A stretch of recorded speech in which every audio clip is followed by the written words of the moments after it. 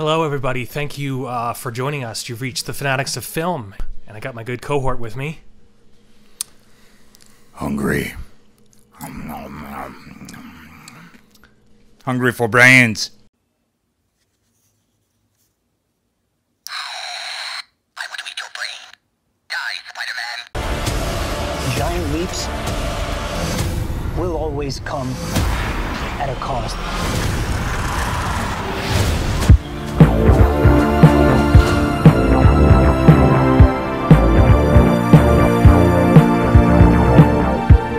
Action figure from the 90s that caused all that controversy with parents. And it would say, "Die, Spider-Man, I want to eat your brains." What, Lorraine? What? It was hilarious. Did it say we want to stack all of the Spider-Man's bodies in the cellar? No. We just saw Venom, the new Marvel film from Sony, based on the long-running Spider-Man villain Venom. Wait, who? What movie did you see? What? Well, you were there. God, I was watching something else. I saw some weird horror action comedy called something else. I don't know what. I don't know what you was saw. a weird horror action comedy. This is such a weird movie. This is such a weird movie. I mean, just for those who are uninitiated into Venom, who's been around since the late 80s, first appeared as Spider-Man's symbiotic costume, an alien entity that gives him even more powers, that's actually alive and tries to take over him. And that was during the Web of Spider-Man comic books. Eventually, Venom merged with a character named Eddie Brock, who was a fellow reporter at the Daily Bugle, who hated Peter Parker. The symbiote has a hatred of Peter Parker as well, because Peter Parker unbonded with him. And been a long-running villain, but occasionally in the comic books, Eddie Brock and Venom have become reluctant allies and the occasional vigilante. And that's kind of where this film kind of goes off. And that was one of the biggest things that I found that you're missing from the Spider-Man universe. I mean, there's a deep rooted reason why Eddie Brock hates Peter Parker. There's a deep rooted reason. They kind of tease at that in Sam Raimi's Spider-Man 3. Of course, they took from the same a lot of the same story points. But yeah, that was one of the things that I found missing, or at least if he ends up going against Spider-Man at some point. You're missing that, at least as we are right now at this point. Like apparently like he finds the wrong serial killer, and so Peter Parker finds the real one, and so Eddie Brock is just jealous of him this whole time, and so that's something that was missing from it, obviously. But yeah, being that Sony wants to launch this as a standalone film in their own, what they're calling a Marvel universe, not a Marvel Cinematic Universe, but just the MU, the Sony MU. Interesting. They're making their own franchise, and this is ground zero. This has no connection to Spider-Man Homecoming. It's only loosely connected to the Spider-Verse in that it takes place in Spider-Man's multiverse. And so Sony owns all of the Spider-Man villains, correct? Well, the Spider-Man properties. They shared Spider-Man so that he could be in the MCU. But yeah, ultimately Sony has all the rights, and as long as they continue to, if Venom becomes a franchise, they will hang on to that and the Spider-Man characters for as long as they can. So I'm kind of hoping that this does get a franchise, because we're gonna get into some spoilers a little bit here in a minute when we talk about how we basically felt about this film. But it'll be interesting to see if this actually does. If they do end up getting something out of this, if it does make money, I do want it to make money. It's such a weird movie. It's a weird film experience, and I'll get into that in a second. I just want to basically kind of give you a quick rundown. In this story, Eddie Brock is a disgraced New York investigative journalist who is now in San Francisco. He didn't work for the Daily Bugle. They called it something else. But it wasn't the Daily Bugle. There was no hint of Peter Parker or any of that, which, by the way, Sony has said that, yes, this is a standalone film with no connection. But if the franchise expands, there's always a possibility that Tom Holland's Spider-Man could eventually wind up in this, which will be probably a completely different origin for Eddie Brock and Peter Parker meeting. Right. But they actually took the idea of Eddie Brock being he comes across the symbiote quite by accident, and sort of becomes a reluctant vigilante. And definitely kind of a new take. It's not really based on any specific comic book storylines. Just kind of a new take on taking this villain and making him a hero, which I thought was interesting, an anti-hero. As long as they're able to give you a real good reason for Venom to hate Peter Parker, or for Eddie Brock to hate Peter Parker, for him to really hate it. And it'll be interesting too at this point, because by the end of this film, you like it, you like the guy, you like Eddie Brock, you like him, and so it'll be doubly painful to see him trying to kill Spider-Man. Yeah, he's still Eddie Brock. He's still the same Eddie Brock who's constantly kind of part of the reason why Eddie Brock and Parker kind of, depending on, I guess, which rebooted continuity of the comic books and the different animated series and things, a lot of him, his problem with Parker is that Parker does kind of expose the fact that he's an investigative journalist, but he's the type of guy who will kind of do shady stuff to get his information, and he's not necessarily by the book. And so they actually hinted that he's that kind of a character, but he's actually likable instead of just the completely self-centered, self-oriented, self-serving Eddie Brock, which I thought was really interesting. Kind of a weird hybrid of horror, action, comedy. I'm still on the fence. One review I read was that the film is a big mess, but a big entertaining mess. And I will agree that while story-wise it is tonally, it varies it shifts very quickly from being all of those genres in one. But it is extremely entertaining.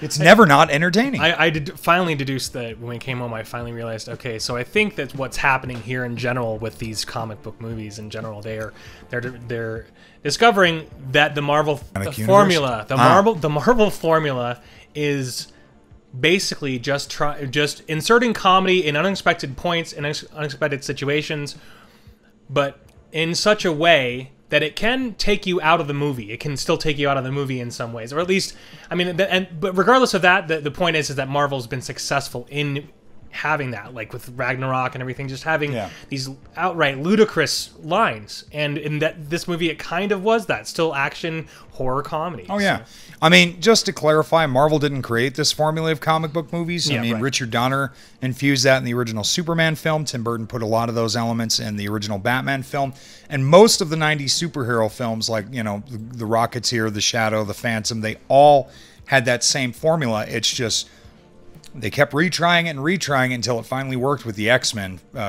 Well, even for Blade, really. But really, X-Men, I think, is the film that really solidified Marvel as kind of having this formula where, you know, DC tends to either go one extreme or the other. You know, they tend to lately have found a hard balance. But I'm gonna say I actually really enjoyed this film, even though there was some really head-scratching moments in it. Right? It was funny too, because there was a lady there that was right next to us, and just kind of laughing, and the parts that the scene, the gross out moments. Well, especially the scene where he's just eating the living crap out of everything, just for anything, and when he goes into the garbage and eats that raw chicken. Man, she was having a hard time, and then he vomits. I just heard her scream out, "He's a freak!" Yeah, that was funny to me. I don't know. The funny part about it is I'm not sure if I know if I would have laughed that hard, but with the way this woman was reacting, she was just like so good. She was just like, it elevated the enjoyment. Yeah, her reaction was perfect. She made it so, because they did take some liberties with the way the symbiote works. Like in this, the symbiotes, of course, they come from space as usual. Hey, the right pronunciation is symbiote. Just kidding. I'm just kidding. I'm not going to say that. Just kidding. You know that story, right? Because I don't know if you remember that when the first trailer came out, she said, "Forgive me, what's her name from Parks and Rec?" Jenny Slater. Jenny Slater. She's beautiful, but she's actually hilarious in Parks and Rec. But anyway, like her in the original trailer, she calls it a symbiote, and so everybody freaks out. I do remember that. That's right. So they had to actually rerun. I mean, it's obviously they reshot that scene, or they just redubbed. They just had her come and do some ADR or something. Yeah. The mouth probably syncing it up wasn't that big deal, just to change symbiote to symbiote. Right. But It's kind of Funny. interesting. So again, they come from outer space. This time, there's the Life Organization, or what are they called? It's the Life. I can't remember. Well, it's actually. I mean, Spider-Man was, or Venom was co-created by Todd McFarlane, David Michelin, I think is how you pronounce it, back in the 80s, and they also created this Life Foundation. That's what it is, which primarily Spider-Man organization that appears in the Spider-Man comics, but it is a part of the Marvel universe in the comic books. And they know about these symbiotes, or how did she say it? Symbiotes. Symbiote. They know about these symbiotes. Everybody was so mad about it. They were just like, "How dare she?" Like it's like it's a dialect. People, will say it. They'll, it's okay, anyway, folks. It's just funny. Symbiotes, whatever. Not Symbiote. worth really getting upset about. Yeah, but anyways, they bring these symbiotes. Now, the whole night I'm not even going to be able to say it correctly anymore. They bring them back, and what was interesting is J. Jonah Jameson's son was the only astronaut who survived, which is part of the part of the original. Exactly, yeah, and just real quick, I don't know if anybody knows this also, but the animated version, I actually just recently watched the animated version of this of the Venom saga, and it's actually amazing. That Spider-Man series ran on Fox from 94 to 97. Okay, but anyway, just to recap, I mean the whole sequence of the shuttle, retrieving something, that's all in that animated, everything. So that was they really did that cool. in Spider-Man 3 as well, the Sam Raimi's Spider-Man 3. Which unfortunately, had they just focused on Venom, probably would have been a better film. Instead, it was kind of what happened with that, because they were planning on Sony wanted to do a Venom standalone movie after Spider-Man 3 introduced Venom. The main thing is that Sam Raimi was really only interested in directing the films that had the villains that he really liked. The Green Goblin and Dr. Octopus and the Sandman, and probably the Vulture. Like the classic characters he grew up with. He didn't really know Venom. And Avi Arad was more insistent that, hey, those are good villains, but Venom is probably the most well-known Spider-Man villain at this point, which he is, and most popular by far. Which is saying a lot, considering Spider-Man has a rogues gallery that rivals Batman, as far as I'm concerned. So Spider-Man 3, unfortunately, was trying to have the best of both worlds when they probably should have just focused on a Venom movie. So this movie, again, it's not the Venom that I read in the late 80s through the mid-90s, where he was just the total villain out to kill Peter Parker, but it was an interesting take. And it is also different than what I've seen in the later Marvel cartoons that I watch, because Venom and the symbiotes have appeared in the Guardians of the Galaxy cartoon, the Hulk and the Agents of Smash cartoon, Ultimate Spider-Man, the current Spider-Man, Spectacular Spider-Man. They're just all over the place. Avengers Assemble, all that kind of stuff. And this was a really interesting take. There's little nods to other, like Scream, who is another symbiote. She's in this, but not as Scream, but the human alter ego is the gal who passes Venom on to Eddie Brock. I thought that was interesting when they mentioned her name. I'm like, oh, that's Scream. And we had Riot, another symbiote, in here. We got a moment of She-Venom. So they were kind of really cherry-picking a lot from the continuity to just kind of throw it out there. And very interesting film. It's such a weird movie. Like, I still can't fathom. And like I said, I mean, a lot of people, just like we discussed before about how Predator, like a lot of people didn't like Predator because of all the comedy injection. But I think for some odd reason, it really worked in this movie. It really worked. And you had some odd points where it's like, why am I laughing at this? But they were able to make it that way. And I mean, I think as a result, it might be digestible in the future. It might have a longer life. It might have longer legs. It's, of course, time will only tell. But it's just one of those really interesting things where it's like, you don't know. I mean, obviously, Rotten Tomatoes does not. Yeah, right now, the critics are savaging it. It's only got like a 29% rating on Rotten Tomatoes, so it is not fresh. Depends on what you think of critical reviews. I'm very. I'm non-biased to them. I will take them into consideration, of course, but they don't make my judgment. I really like Tom Hardy's performance. At first, it was a little odd. He's got this kind of aw shucks, goofy kind of American accent for Eddie Brock, but he's also the voice of Venom. They just did a little voice modulation on it, but he gave Venom almost it almost sounds like Keith David, who had voiced the Spawn from HBO's animated Spawn series in the 90s. It had that quality. Right. There were times where it sounded like it. And also speaking of his, like, you know, the modulated voice, the voice of Venom, there were things that he said, things like, "Oh, on my planet, forget spoiler. Oh, on my planet, I'm kind of a loser," and it's like you. Moments like that where I'd be like, "Oh, it's kind of, for some weird reason, it kind of worked." Yeah, it worked. I mean, for me. but for me, like, initially, I thought, should I hate this because it sounds lame? And I was like, no, I actually don't hate it. And I actually had a conflict with myself at that point, trying to decide whether I liked it or not. Yeah, it's bizarre. No, apparently, from what I've read, Tom Hardy is actually a fan of Venom. Okay. I don't know how much of a comic book reader he is, but apparently he has stated that he likes Venom. He actually wanted to motion capture Venom, but they kind of vetoed that because there was no need, since Venom doesn't look like Eddie Brock at all. So there was no need to actually go through that arduous process. But so they used like a stunt person and then just put in whatever. No, they probably did the whole thing? like most. I mean, it's probably somebody else in a green Right. costume, just with a stick and a Right. ball to look at, and Got then it. just CG it over. Not that, I mean, most of the time they're just putting the CG on top of him anyways. Something, right. So, I mean, really, the only time you need to do that is if you're trying to get a real performance out of an actor and have him look at a real object that'll later be created in CG. Michelle Williams was actually pretty good in this movie. I can't say that I'm not a fan of hers, but I just haven't seen a whole lot with her that I am a fan of. You were talking about how much you love Dawson's Creek. Oh, yeah. That's the greatest show of the 90s. I'm sorry. Some people are probably going to hate me for that. I just never got into it. Teen melodrama is not really my thing, but... I actually never saw it, so... Yeah, maybe what killed it, too, was the theme song. The I don't want to wait. I don't know the lyrics, so it's one of those late 90s things I never got into. But there's a lot of, the cast was good.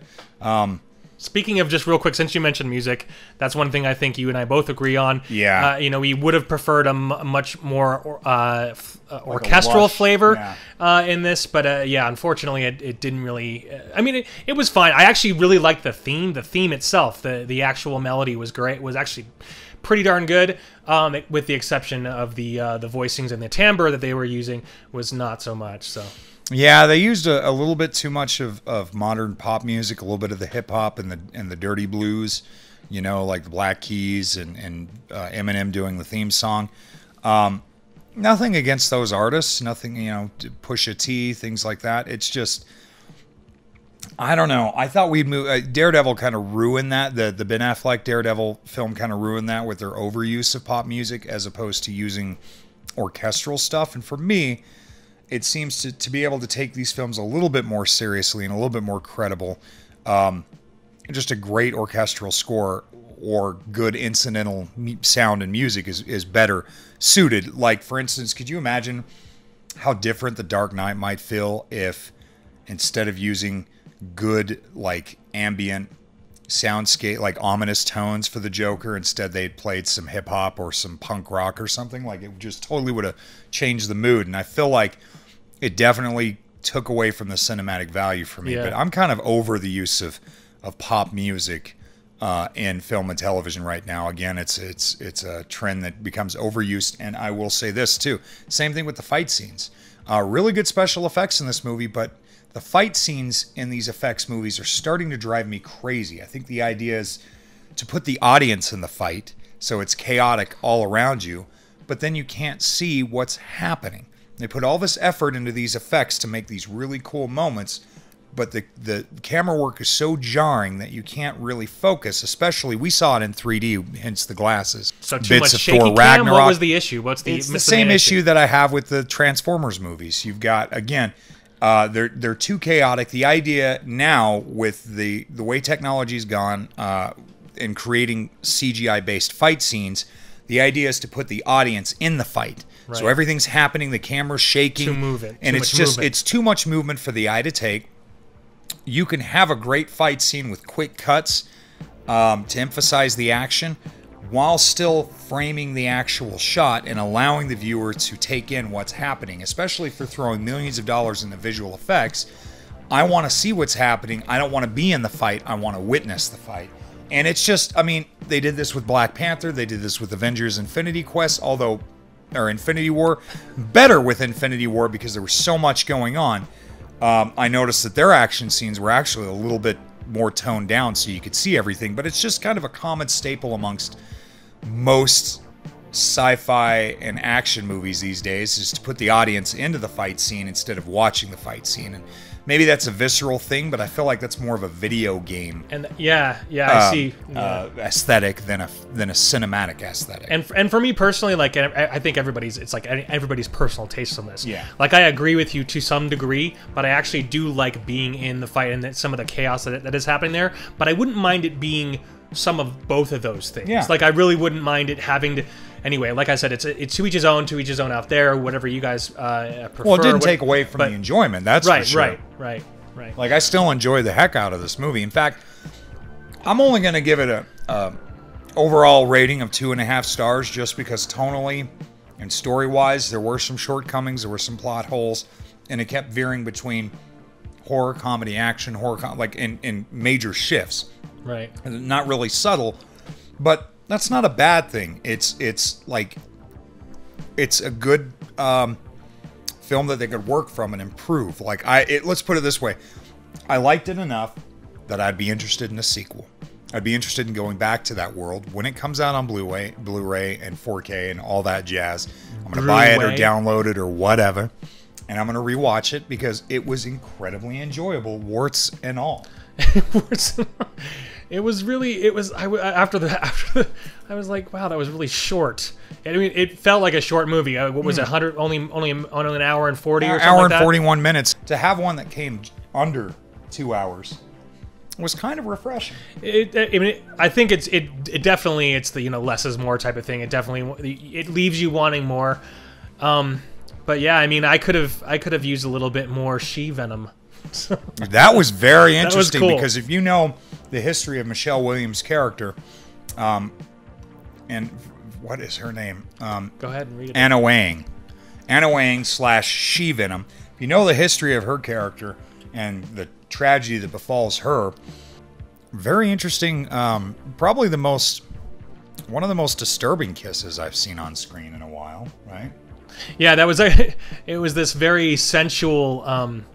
Yet it's like, I mean, but it's because all of a sudden she's there and she's this, spoiler, sorry, but all of a sudden she's there and she's like, we're gonna molest each other in this black goo. Imagine that tongue, male or female, I don't care, having that thing in your mouth. Whoa. It's because it's the size of your face anyway. Yeah. So it's like, what I did like is I really felt that they captured the spirit of the Venom character. Yes, it seems like Venom in this film, spoiler alert, does grow a conscience because of Eddie Brock. Again, because Eddie Brock is not quite the self-serving a-hole he usually is in the comic books and various other. What did you think of series. that? What did you think of the symbiote actually deciding, you know what, I actually care because he's being affected by Eddie Brock's decisions or Eddie Brock's. That's another thing. The way the symbiote connects to Eddie Brock and to humans is quite different. They in most cases, you have to be a specific host that can hold this thing, which I think has always kind of been true with the symbiote. Well, the symbiote usually picks its host. It picked Peter Parker, and then it picks Eddie Brock. But in this case, that is applied. But the Life Foundation does try different test subjects, and it's like an organ transplant. The body sometimes rejects it, or the symbiote will reject it, but after feeding on the human in a more parasitic way, which I thought was really interesting. The fact that basically Eddie and the symbiote now need each other just to survive, which I thought was really interesting because his heart was atrophied and Okay. So that was kind of an interesting take. Yeah. And it was interesting that Venom decided, like, for the most part, I'm a good guy. And, you know, Eddie's telling him, you can't just eat random people. And if you do eat people, they have to be really, really, really bad. And, you know, I thought that was really interesting. But aside from those changes, I think Venom himself, let's put it this way, a lot of his dialogue is stuff that I actually expect him to say, which I thought was really entertaining. Interesting. No, that's really interesting. I found myself being surprised that it wasn't jarring. Like, there were some definitely lines where I was like, that is basically a cringeworthy line for Had to come this from character. anyone else, yeah. But the way it was, for some reason, the way it was delivered, I accepted it. It was okay. It was, yeah, it's kind of a weird thing. But again, with the absence of Spider-Man, that was like my biggest beef here. One of the things I really actually enjoyed about it was the fact that he was able, or at least they didn't really show in this, but one of the things that I would, or no, wait, he does actually be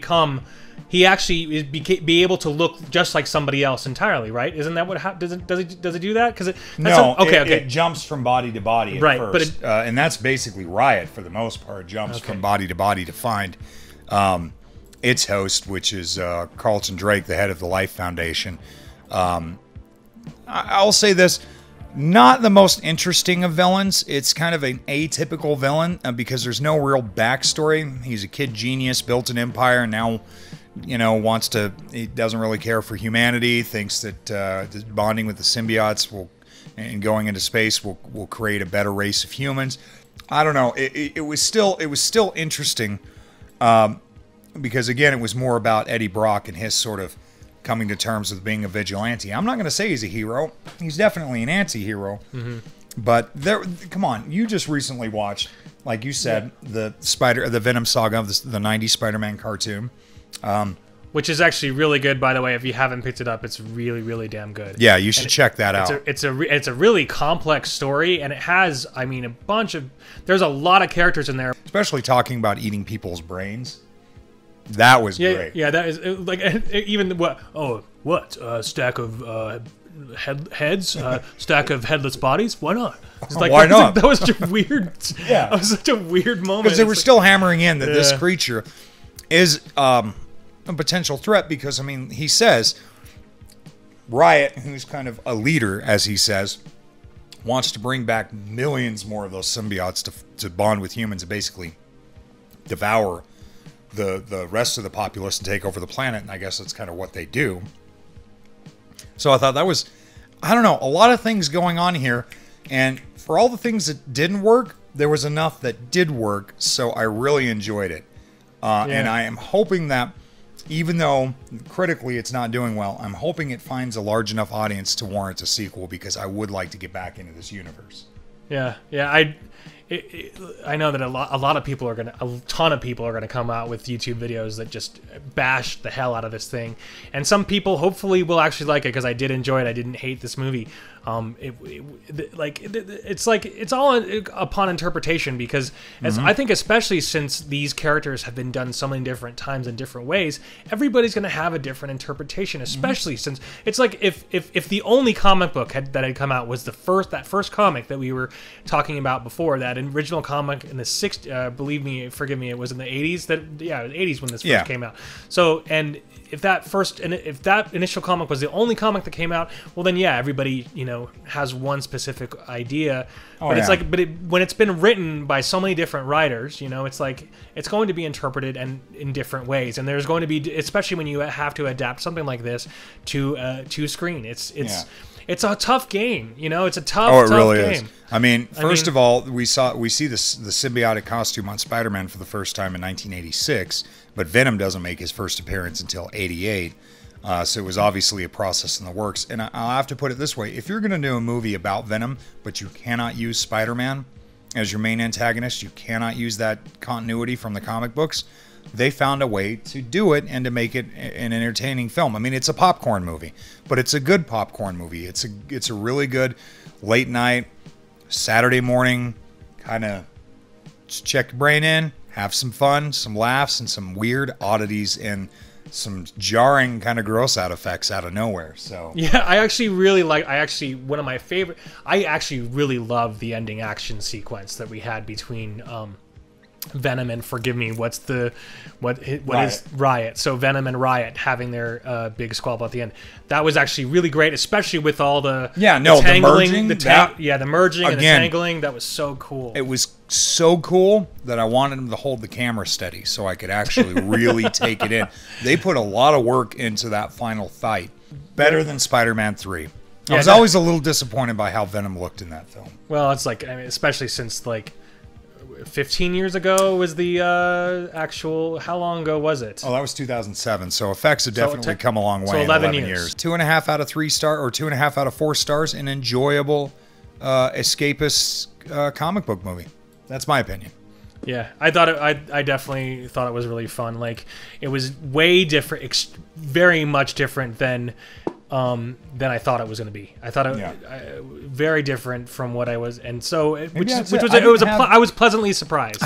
I really didn't have any expectations because I had no idea how they were really going to pull off a Venom movie without Spider-Man or any mention of Parker or any link to that thus far, and because its original birth was from the Spider-Man costume, or at least that's the way we had originally seen it. And so for that to be something taken out of the equation was a little odd. Definitely, Yeah, I mean, I would definitely recommend it to people, and I think that I know that for any of you, any of the diehard comic book fans are gonna probably not like it. There's probably gonna be a lot of people who don't like it. I thought once again, they have to make it digestible to the average audience as well as the people who, at least the average audience knows who Venom is now, or at least will know who Venom is, and this entire idea that it's like we said before, relatively new. I mean, when you compare it to all the other comic books, Venom's a newer character. Sorry to answer your question. Sorry. Well, about 30 years now, but right. Well, what I mean is when you compare it to like Thor or or Superman or and Captain again, America, they had to make it accessible for the lack of Spider-Man. They can't use Spider-Man, so right. And so that's an important thing to think about. I don't know. Like I mean, I would definitely recommend it to people, but if you're a diehard Venom fan, you might not like it. So and that's okay. Yeah.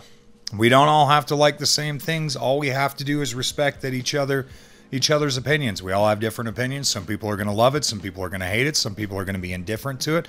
I'm actually not in love with it, but I enjoy it. And I would tell people, if you want a good time at the movies, I don't think you've seen a comic book movie like this. It's just bizarre. Well, like you said, I think they're painting him to be this anti-hero, and I think one of the most difficult things to do is if you made him into this complete all-out villain the whole time, just literally snapping people's heads off, and by the end of the movie you got Eddie Brock just being like evil as well too, being completely all-out evil. Who really wants to see that? And killing his girlfriend and just basically, I mean, that would be the other way to go. I mean, when I think about it, I'm just thinking about this out loud right now, and that's the way I would do it if I were to be like, okay, I don't want to put any of this, maybe I'll throw in some comedy here and there, but I want it to have this crazy ass dark tone.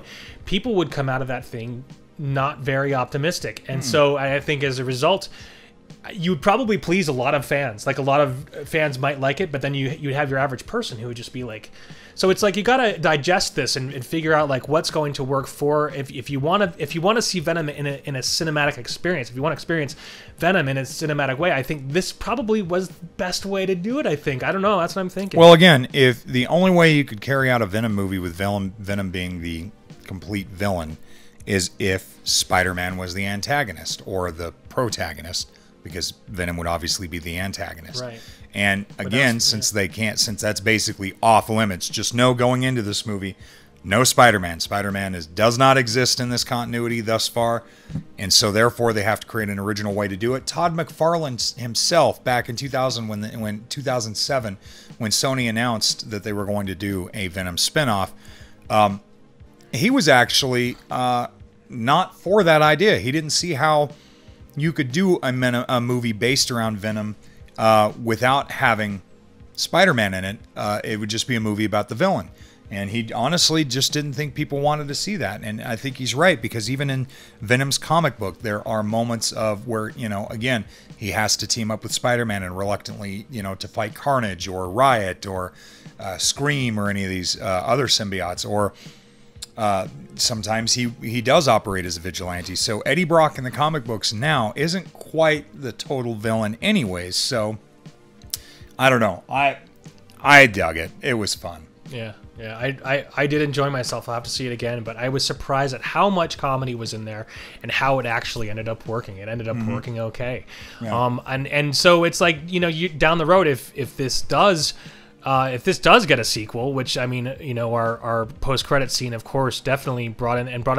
What did you think of the Woody Harrelson? Spoiler alert! Playing this, Woody Harrelson as Cletus Cassidy. What did you think of that? Also known as Carnage. Actually, as soon as because I already knew that Woody Harrelson was in this movie, and since we didn't see him, and you know, and the credits were rolling, I'm like, okay. I thought it was. This is my opinion. I thought it was too goofy. It's like, if you want to make. I mean, once again, they're trying to make things funny, so they're trying to keep, you know, some light. It was incredibly lighthearted. For me personally, like, I would much rather see, because Woody Harrelson could be a very dark, evil-looking serial killer. He just wasn't evil, or at least did it feel like? Did he feel threatening to you, or was he just kind of there? Or what did you think? So I knew Woody Harrelson was going to be in this movie, and the credits were rolling, okay. and I'm wondering where he is. And I'm thinking, oh, it must be in the post-credit sequence. And as soon as they showed Brock going to San Quentin, and he walks into the room where Cletus is, as soon as I had a feeling, and then I saw the red hair. And I was like, okay, that's Cletus, that's Carnage, that's Woody Harrelson. And you know what? I actually thought he played it sort of middle of the road. He didn't play it quite Hannibal Lecter, and he didn't quite play it comedy either. There was a little bit of both, which I thought was a really interesting thing, because if you remember, Woody Harrelson, even though he's now known as a dramatic actor, and he has played a serial killer before in Natural Born Killers, he's played villains before, but if you remember, he came from Cheers. Yeah. So he's got comedy chops, and White Men Can't Jump, and Money Train, and that kind of stuff. So I actually loved White Man Can't Jump. He was great. I loved White Man Can't Jump. He was great in that. Anyway. I do not remember that movie, but I will say this. I think of anybody that they've selected, that could have selected to play Cletus, I think he's a good contender. I'm interested to see where they go there and how they will introduce Carnage. I don't know. I think they just opened up a whole new universe. Yeah, it'll be interesting to see if they. I mean, obviously they're going to develop their own thing, and Sony's going to still hold on with their clutches to Spider-Man. It'll be interesting to see how they develop this, and then if they. By the time they do develop it, maybe Tom Holland will be gone and they'll just have a new Spider-Man. Or if they do bring Tom Holland, then it'll be interesting to see that come to fruition. Or it could also be Tom Holland enters the Spider-Verse.